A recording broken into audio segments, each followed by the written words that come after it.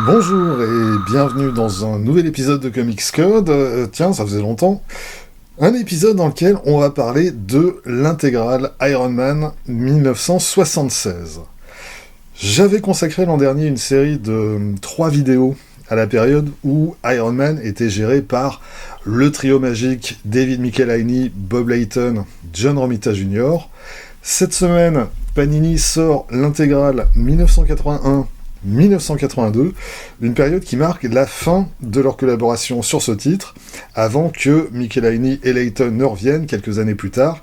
Ça aussi, j'en ai parlé dans Une semaine en comics, quand Panini a ressorti ses épisodes en Epic Collection. L'intégrale 1981-1982, j'en reparlerai prochainement, mais avant ça, j'ai eu envie de relire des épisodes que je pense j'avais plus lus depuis plus ou moins 40 ans.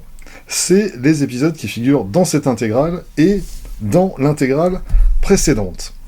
Alors, j'ai préféré vous faire grâce de mon retour de lecture de cette intégrale 1974-1975, qui marque la fin du run du scénariste Mike Friedrich sur la série, parce que c'est vraiment pas bon.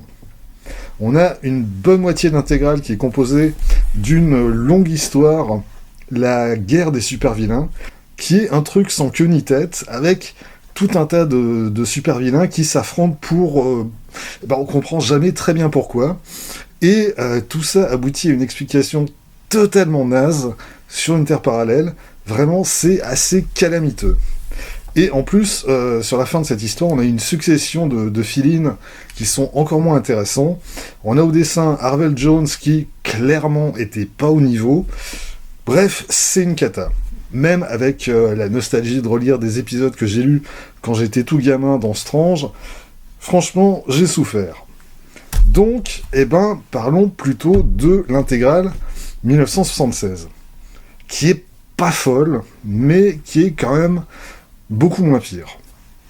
Au sommaire, on a les épisodes 82 à 93, plus l'annual numéro 3.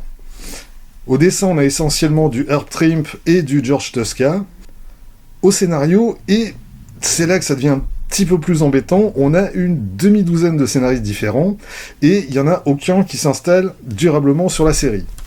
Du coup, on n'a pas vraiment de ligne directrice, c'est davantage une succession de récits indépendants, mais malgré tout, on a quelques intrigues secondaires qui vont se mettre en place, et qui vont plus ou moins progresser au fil des mois.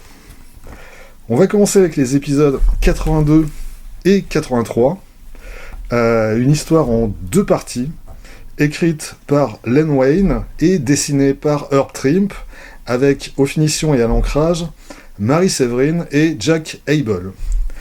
Et c'est une histoire dans laquelle Iron Man va affronter le Fantôme Rouge et ses super singes, dont je parlerai d'ici 2 minutes.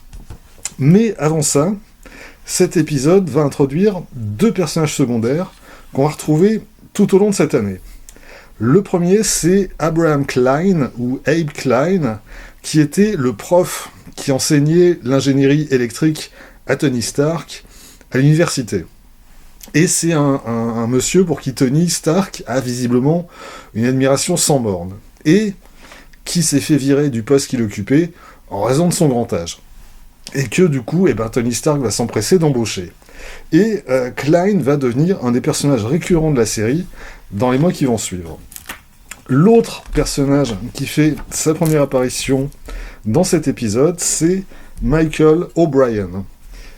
O'Brien, c'est peut-être un nom qui va rappeler quelque chose aux lecteurs assidus de ces intégrales, c'était celui également de Kevin O'Brien, qui était un ami de Tony Stark, qui avait porté l'armure du Guardsman, qui avait totalement pété les plombs, et qui était mort en affrontant Iron Man. C'est des épisodes qui figuraient dans l'intégrale 1971-1972. Et donc, débarque brusquement le frère de Kevin, Michael O'Brien, qui est flic de son état et qui est persuadé que Tony Stark a assassiné son frère.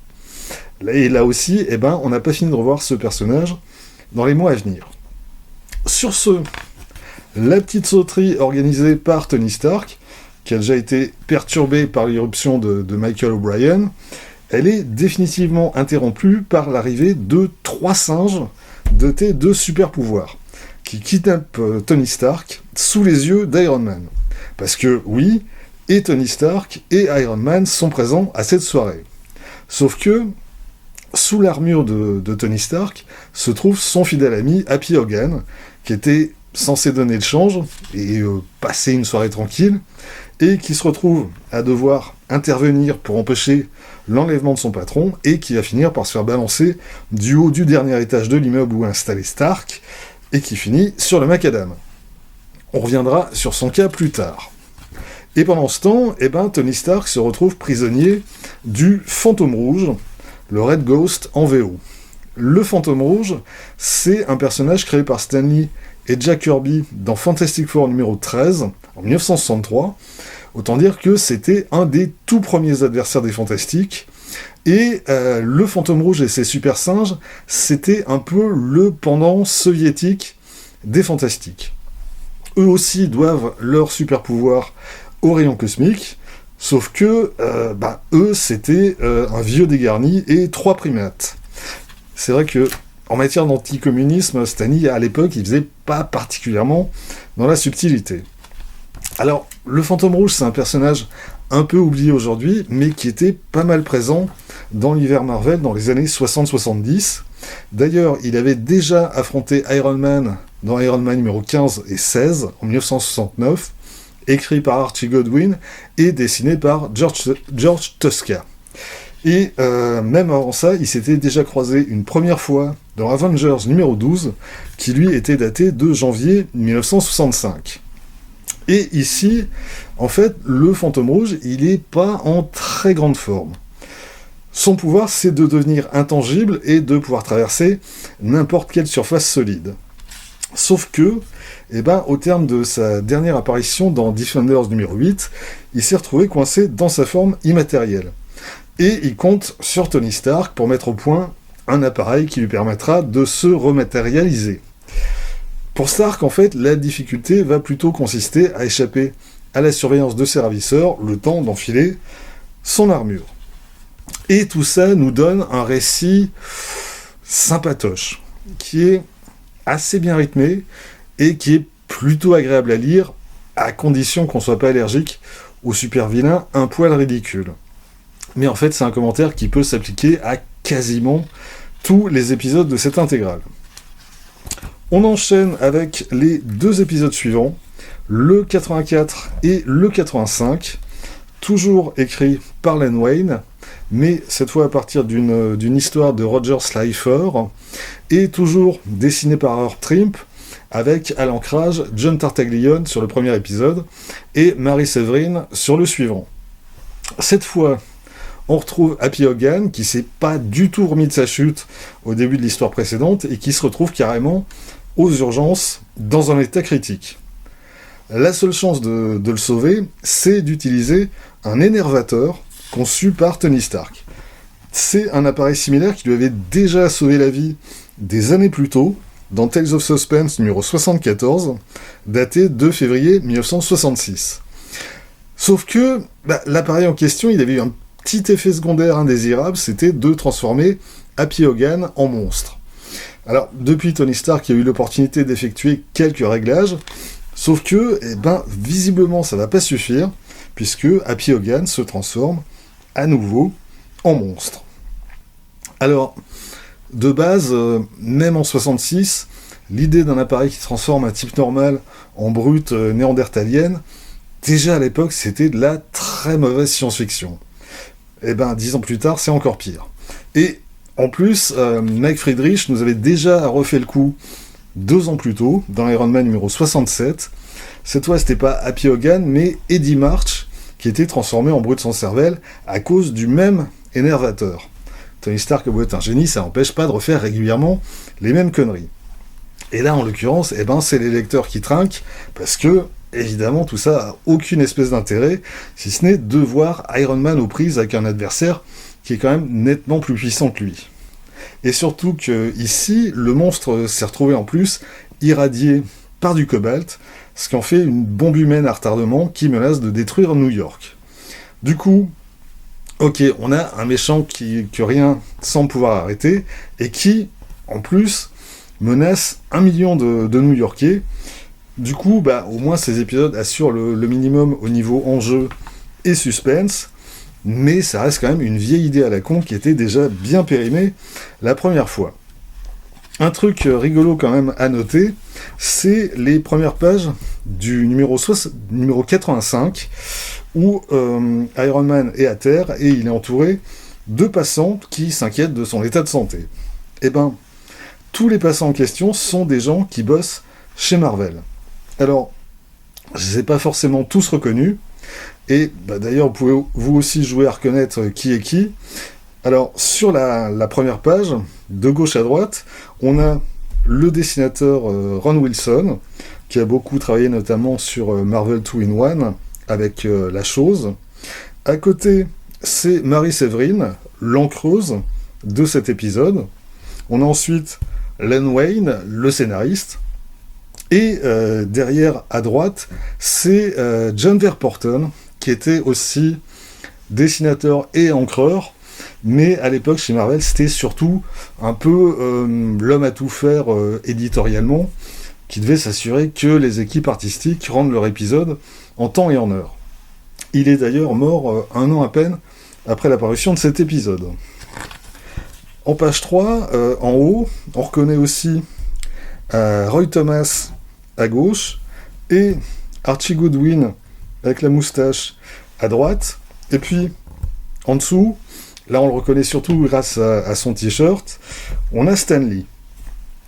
Sur la page de ce numéro, sur le site Grand Comics Database, on cite d'autres membres de chez Marvel qui apparaissent sur ces 3 premières pages, mais là j'avoue que je suis quand même moins familier et que je sais pas trop qui est qui. On va sauter quelques pages pour arriver aux épisodes 86 et 87, où là encore c'est une histoire en 2 parties. Cette fois, le scénario est signé Bill Mantlo, et au dessin, on a le retour de George Tuska, qui, je pense, doit être l'artiste qui a réalisé le plus d'épisodes d'Iron Man dans les 100 premiers numéros. Et sur ces 2 épisodes, il est ancré par Vince Coletta. Tuska, c'est un artiste pour qui, j'avoue, j'ai pas une admiration folle, mais c'est un type qui fait le boulot, qui a quand même une solide assise technique et qui a surtout une grosse expérience. Là, quand il dessine ces épisodes d'Iron Man, il a quand même 60 balais. Il est né en 1916 et il a commencé sa carrière à la toute fin des années 30. Et c'est quand même un dessinateur qui a su s'adapter aux demandes et au style de l'époque sur plusieurs décennies. Et vraiment, même si c'est pas renversant ni très spectaculaire, ça fait le boulot. Côté histoire, on a ici l'introduction d'un nouvel adversaire d'Iron Man qui se fait appeler Blizzard, et qu'on retrouvera d'ailleurs régulièrement par la suite, notamment à l'époque de David Michelinie et Bob Layton. Mais en fait, c'est pas tout à fait un nouveau personnage. Comme on va le découvrir dans l'épisode suivant, c'est en fait un des tout premiers adversaires d'Iron Man, qui à l'époque s'appelait Jack Frost, qu'il avait combattu dans Tales of Suspense numéro 45 en 1963, et qui à l'époque ressemblait à une espèce de bonhomme de glace, et qu'on n'avait plus jamais revu ensuite. Jusqu'à aujourd'hui, donc, où il fait son retour dans un costume qui a quand même franchement plus de gueule. Je sais pas de qui est le design du personnage, mais j'aime beaucoup ce costume. Alors, on peut difficilement faire plus sobre, mais je le trouve vraiment très réussi. Ce qui est moins clair dans ces épisodes, c'est les pouvoirs exacts de Blizzard, parce que, bon, son costume lui permet de balancer des rayons de glace, ok, mais il parvient aussi à créer une tempête de neige qui va frapper tout le site de Stark International. Et là, au niveau pouvoir, on est quand même plus au niveau de tornade chez les X-Men. Mais bon, visuellement au moins, on a un personnage beaucoup plus moderne que sa version originale, et de ce point de vue, ça constitue plutôt une amélioration par rapport aux épisodes précédents qui se contentaient, eux, de ressortir de vieux personnages assez périmés, sans rien apporter de nouveau. Après, le personnage est quand même écrit de manière très caricaturale. Ses motivations, ici, c'est carrément de devenir le maître du monde. Tant qu'à faire, pourquoi pas. À part ça, on a une histoire en 2 parties qui fonctionne plutôt bien. Dans la première, on a un Iron Man qui se retrouve dans une situation assez désespérée, et puis, dans la seconde, il va finir par trouver la parade contre son adversaire, et tout va finir par rentrer dans l'ordre.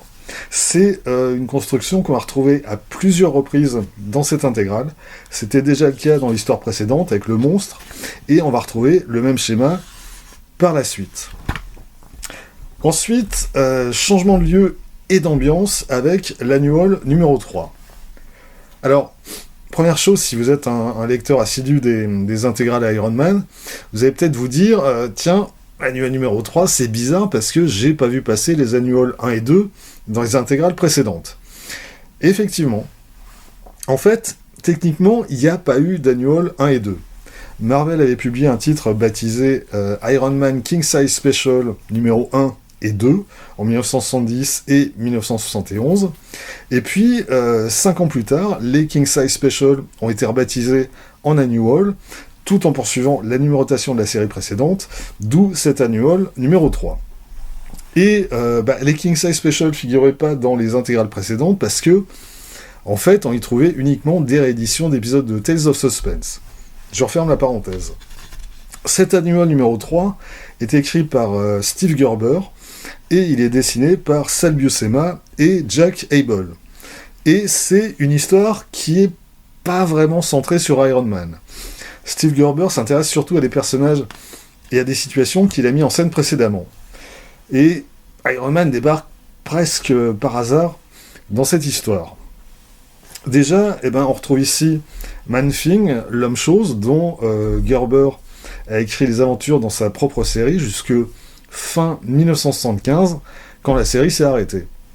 On retrouve aussi l'homme-molécule. L'homme-molécule, c'est un personnage créé par Stan Lee et Jack Kirby dans Fantastic Four numéro 20, et qui avait ensuite disparu de la circulation jusqu'à ce que Steve Gerber le sorte de l'oubli dans le tout premier numéro de Marvel 2-in-1, où il faisait face à la chose et déjà à l'homme-chose. Et cet annual, en fait, fait directement suite à cet épisode. Au cours de cette histoire, on va également croiser rapidement Richard Rory, qui était un personnage récurrent dans la série Man-Thing, où il tenait quasiment le rôle de sidekick de l'homme-chose. Et dans les derniers épisodes de Man-Thing, Richard Rory était accusé du kidnapping d'une ado, et il était jeté en prison, mais la série s'est arrêtée avant que Gerber ait eu le temps de poursuivre son intrigue. On le retrouve donc ici, mais sa situation évolue pas beaucoup, si ce n'est que Tony Stark lui a promis de demander à un de ses avocats de l'aider. Et Steve Gerber poursuivra ensuite l'histoire de Richard Rory dans sa série Omega the Unknown.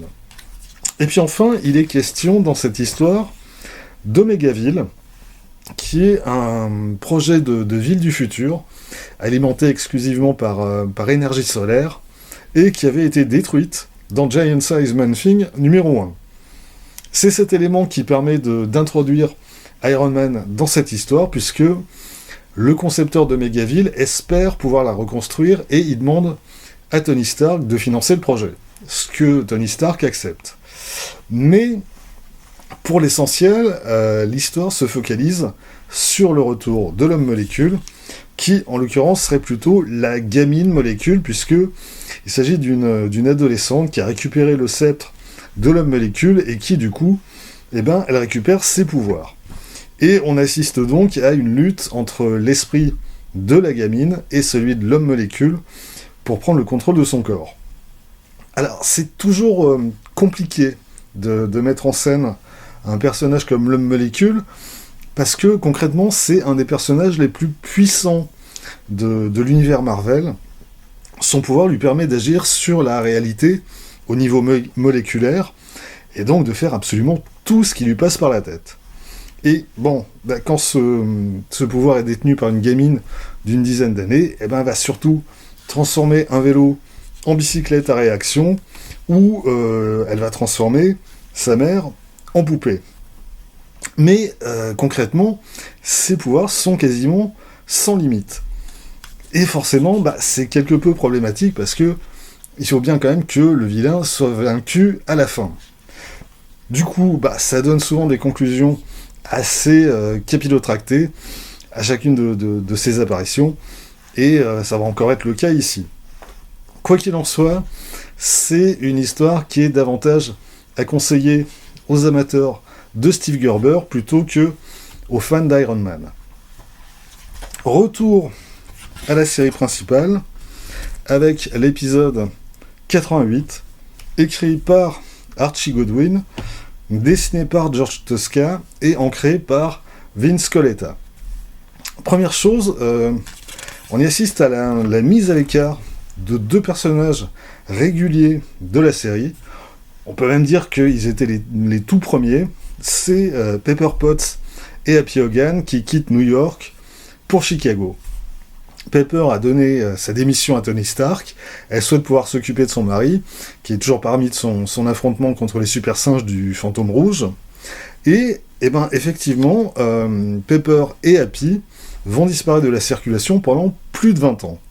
Alors, ils feront bien une rapide apparition de temps en temps au fil des ans, mais pour les retrouver comme personnages réguliers de la série, il faudra attendre la fin des années 90 et le redémarrage de la série au moment de Heroes Return, avec Kurt Busiek aux commandes. Deux personnages disparaissent, un autre apparaît. Il s'agit de Harry Key, qui est un détective privé, qui se soucie pas vraiment de respecter les lois, et qui s'est plutôt spécialisé dans l'espionnage industriel, et dont le chemin va croiser celui de Michael O'Brien, qui, ça fait des mois qu'il passe son temps à accuser Tony Stark de la mort de son frère, et comme il trouve toujours pas la moindre preuve pour appuyer ses accusations, il va commencer à songer à des moyens moins légaux pour faire tomber Tony Stark. Côté action, l'animation, elle est assurée par les Blood Brothers, qui sont à nouveau d'anciens adversaires d'Iron Man, qui font leur retour ici. Il s'agit de deux extraterrestres qui avaient été créés par Jim Starlin dans Iron Man numéro 55 en 1973 et qu'on avait revu quelques mois plus tard dans Marvel Feature numéro 12 par Mike Friedrich et encore Jim Starlin, où ils affrontaient à nouveau Iron Man mais aussi la Chose. Et ils font donc ici leur troisième apparition. Le pouvoir de ces deux personnages, outre leur carrure qui est déjà assez impressionnante, c'est que leur force est multipliée quand ils sont à proximité l'un de l'autre. Quand ils sont ensemble, ils sont quasiment invincibles. La seule solution pour les vaincre consiste à les éloigner l'un de l'autre pour pouvoir espérer les vaincre séparément. Ce qui est quand même un peu compliqué à faire quand t'es tout seul pour les affronter. Mais, coup de bol, dès l'épisode suivant, Iron Man va recevoir un renfort assez inattendu, celui de Daredevil. Et le fait est que on n'a pas eu très souvent l'occasion de rencontrer ces deux personnages ensemble, surtout à l'époque. Il y a eu un crossover entre les deux séries qu'on retrouve dans l'intégrale Iron Man 1970-1971, et aussi du coup dans l'intégrale Daredevil 1971, mais à part ça, ils se sont assez rarement croisés. Alors, ce deuxième épisode va donc consister pour chaque héros à entraîner le Blood Brother qu'il affronte aussi loin que possible de son frangin, histoire d'avoir une chance de le rétamer. Et cet épisode se conclut en répondant à la question de savoir ce que venaient faire les Blood Brothers à New York. En fait, ils répondaient aux appels télépathiques du contrôleur. Le contrôleur, encore un vieil adversaire d'Iron Man de retour, lui, il avait fait ses débuts dans Iron Man numéro 12, en 1969, un épisode signé Archie Goodwin et George Tosca. Comme quoi le monde est petit. Sauf que, dans Iron Man numéro 90, Godwin est déjà plus au scénario.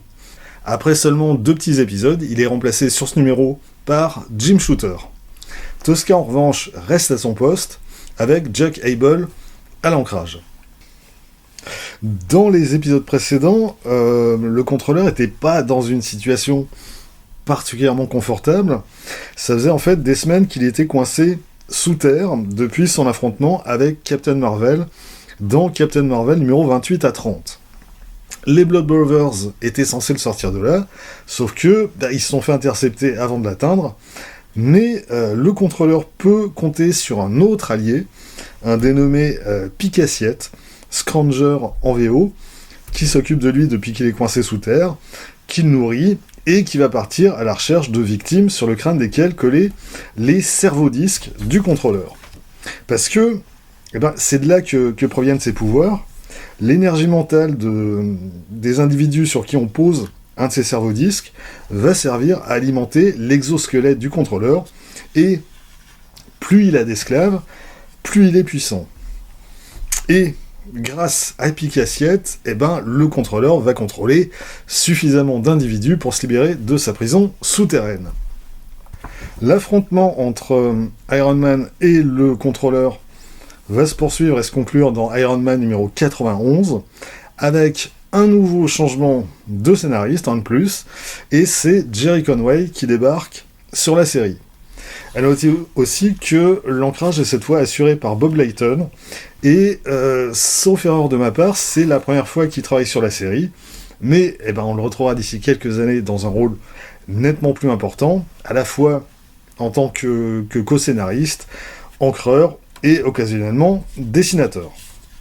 À part ça, le combat entre Iron Man et le contrôleur a rien de particulièrement mémorable.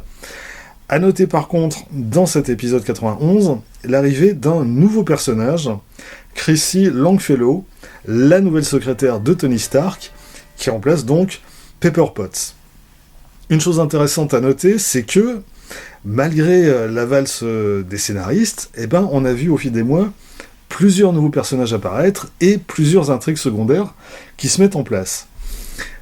Parfois c'est un peu laborieux, en particulier avec le personnage de Michael O'Brien qui, pendant des mois, il apparaît dans chaque épisode pour jurer qu'il vengera la mort de son frère, et puis son intrigue elle fait du surplace.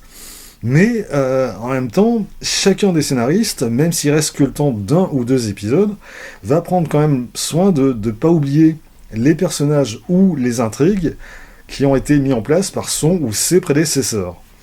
Dans le cas de Chrissy Longfellow, elle nous est présentée comme une secrétaire fiable, efficace, mais d'ici quelques mois, son histoire va prendre une tournure plus inattendue. Mais ça, ce sera pour la prochaine intégrale. Avant ça, on passe à l'épisode 92.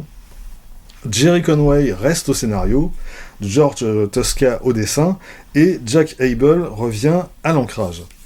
Et à nouveau, on a un épisode qui fait revenir un vieil adversaire d'Iron Man. Cette fois, c'est le fondeur, Melter en VO. C'est vraiment la constante de cette année 1976. Les différents scénaristes apportent rien de nouveau au corpus de la série en matière d'adversaires, et ils se contentent de recycler de vieilles créations. On est en terrain connu, ça donne une lecture assez confortable, surtout après la fin du run de Mike Friedrich, mais ça fait pas vraiment avancer le schmilblick. Ici, on a un affrontement entre Iron Man et le fondeur qui est concentré sur un seul épisode, alors que jusque-là c'était assez systématiquement des histoires en 2 épisodes. Du coup, ça donne un récit plus ramassé, plus percutant aussi, même si il fonctionne essentiellement sur la même structure. Le fondeur qui prend le dessus sur Iron Man, et même Iron Man qui se retrouve dans une situation assez critique avant de trouver la solution et de prendre le dessus sur son adversaire.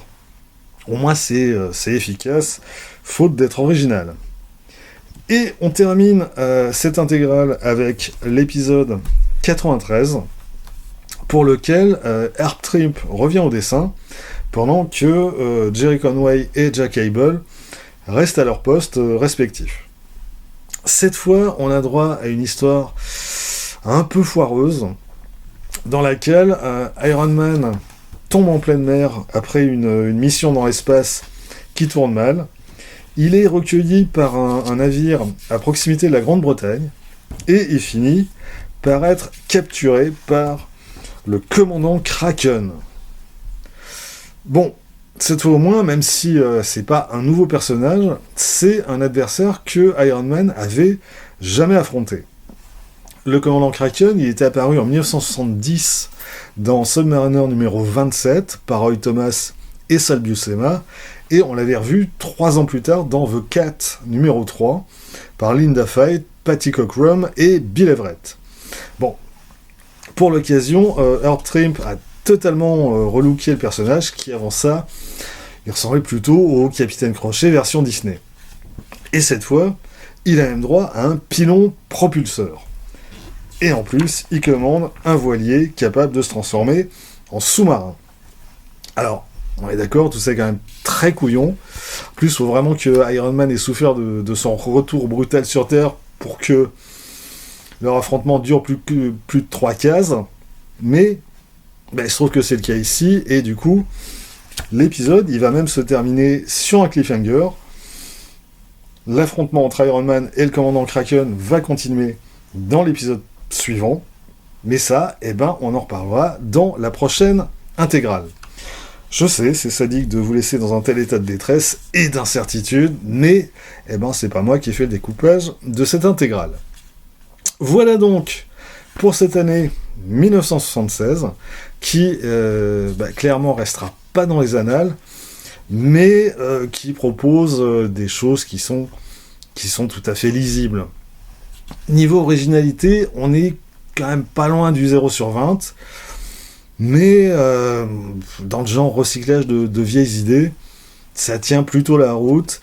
Alors, évidemment, ça accuse son âge, et puis, pour une période sans scénariste fixe à la barre, ça tient quand même mieux la route que ce qu'on aurait pu craindre.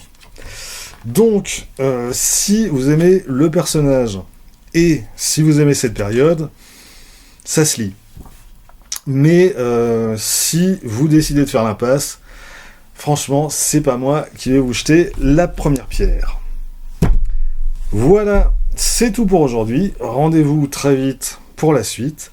D'ici là, vous pouvez vous abonner à cette chaîne, laisser un commentaire, partager cette vidéo sur les réseaux sociaux. Vous pouvez aussi retrouver les lectures de Quack Kent et de Bad Quack sur Instagram et avoir ainsi un aperçu du thème des prochaines vidéos. Et vous pouvez surtout, lire des comics. Soyez sages et à bientôt.